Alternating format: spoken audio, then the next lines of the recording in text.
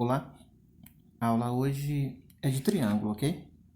E se você ainda não deu um like aí no canal, por favor, faça isso, para que a gente mantenha essas aulas aqui para você. Nós vamos começar a aula de hoje, que aliás a aula de hoje é sobre triângulo. Nós vamos começar pela definição de triângulo, tá? Dados três pontos não colineares, A, B, C, tá aqui, três pontos A, B, C.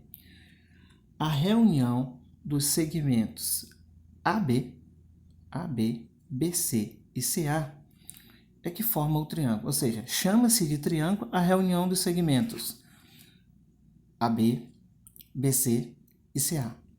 O segmento AB é o lado Czinho, o segmento AC é o lado, ou CA é o lado Bzinho, e o segmento BC é o lado Azinho.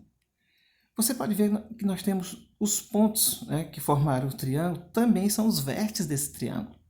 É o vértice A, o vértice B e o vértice C. O vértice, aliás, o lado Czinho, ele está oposto ao vértice C. O lado Azinho, oposto ao vértice A. E o lado Bzinho, oposto ao vértice B. É sempre assim, tá? Então, nós temos aqui também que o perímetro do triângulo é a soma da medida dos seus lados. Nós temos o lado A somado com o lado B, somado com o lado C. Está aqui, ó.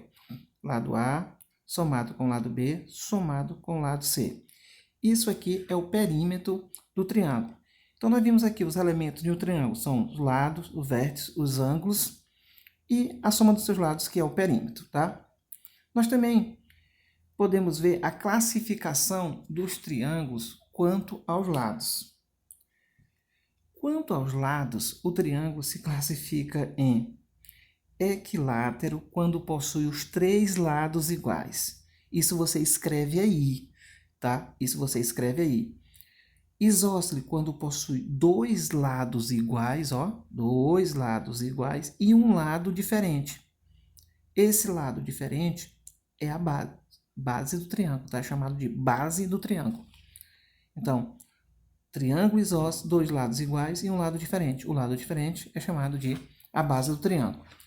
O triângulo escaleno, ele possui os três lados diferentes. O triângulo escaleno possui os três lados diferentes, tá? Se ele possui os três lados diferentes, ele vai possuir também os três ângulos diferentes. Nós vamos ver ainda como é que se classifica os triângulos quanto aos ângulos. Isso em outra aula, tá?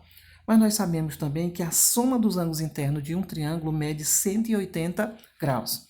Por isso é que você viu marcado bem aqui nesse triângulo, ó. Como esse triângulo ele é equilátero, possui os três lados iguais, ele também é equiângulo, possui os três ângulos iguais. Como a soma dos ângulos internos de um triângulo mede 180 graus, logo, cada anglinho aqui, cada anglinho desse triângulo vai medir 60 graus. Isso só acontece no triângulo equilátero. No triângulo isósceles, esses dois ângulos da base são iguais. Dois lados iguais, dois ângulos iguais. Três lados iguais, três ângulos também iguais. Nós vamos agora para desigualdade triangular. Ou seja, desigualdade triangular é também chamado de condição de existência do triângulo, tá? Condição de existência do triângulo. Para que um triângulo exista, você pega qualquer lado desse triângulo que você pegar, ele é menor do que a soma dos outros dois. A definição da desigualdade triangular é: em qualquer triângulo, cada lado é menor que a soma dos outros dois. Em qualquer triângulo, cada lado é menor que a soma dos outros dois. São definições importantes que você precisa anotar. Você que está em casa, sentadinho, assistindo essa aula, anote. Não deve ficar só vendo o vídeo, não. Veja o vídeo quantas vezes for necessário, mas faça as anotações. Veja bem, ó, o lado A é menor do que a soma do B mais C. O lado B é menor do que a soma do A mais C. E o lado C é menor do que a soma do lado A mais a soma do lado B. Tá bom? Vou botar bem aqui um exemplo para você, se fique mais claro. Veja bem, se eu tenho um triângulo, assim, olha só, o desenho aqui tá feio, mas só para ilustrar para você. Se eu tenho um triângulo que aqui mede 12 centímetros, aqui mede 7 centímetros e aqui mede 4 centímetros. Esse triângulo existe 12 centímetros, 7 e 4 centímetros. Qual é a sacada aqui para mim saber se esse triângulo existe? Eu somo os dois lados menores. A soma deles tem que dar maior do que 12. Então tá ali, ó. Vamos dessa aqui, ó. Olha só a sacada aí, ó. 4 mais 7 a 11. 11 é maior do que 12? Não. Então esse triângulo, ó, não existe, tá? E por que que ele não existe? Vou fazer aqui uma pequena experiência com vocês, ó. Olha só aqui o que nós vamos fazer para você ver por que que esse triângulo não existe. Por que que ele não existe? Olha só. Eu vou chamar esse segmento aqui, tá? Que você está vendo, esse segmento aqui. Eu vou dizer que isso aqui é o lado de um triângulo. E esses outros dois segmentos aqui, tá? Vão ser os outros dois lados desse triângulo que eu quero formar. Olha só aqui. Vamos ver que quando eu pego esses dois lados, que eu coloco aqui, tá? Sequência do outro aqui juntinho, você vai ver que ele é do mesmo tamanho desse terceiro lado. Ou seja, quando eu tentar formar triângulo, aí, ó, triângulo, o que que acontece? Você vai fechando aqui, olha, olha, olha, olha, olha. Nunca vai formar o triângulo, vai formar duas retas. Eu vou trocar agora esse segmento por um segmento maior, tá? Por um segmento maior. Então, tá aqui, ó. Eu peguei esse outro segmento aqui, se você olhar, tá? É maior. Somando aqui, ó, os dois, né, dá maior do que o terceiro lado que está aí fixo. Então, tá aqui, ó. Eu vou pegar, colocar aqui, uma pontinha aqui, ó, como você pode ver.